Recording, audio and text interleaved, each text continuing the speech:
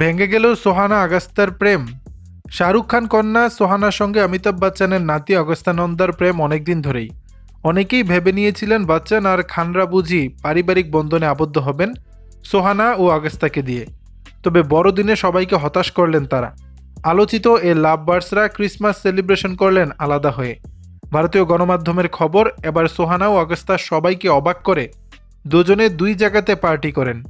বলিউড তারকাদের জন্য নিজ বাড়িতে ক্রিসমাস পার্টির আয়োজন করেছিলেন জোয়া আখতার।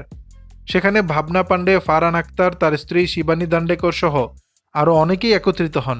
আর সেই পার্টিতে একাই গিয়েছিলেন সোহানা। এদিকে অমিতাভের নাতি আগস্তা আবার গিয়েছিলেন কাপুরদের বড়দিনের পার্টিতে। আগস্তা সোহানার আলাদা অবস্থান নিয়ে ভক্তদের মাঝে শুরু হয়েছে তাদের প্রেম ভাঙার জল্পনা। এর পেছনে আরও কিছু কারণ রয়েছে, যেমন কয়েকদিন আগে সালমান খানের বাড়ির একটা পার্টিতেও আলাদা আলাদা আসেন এই দুই স্টার কিড।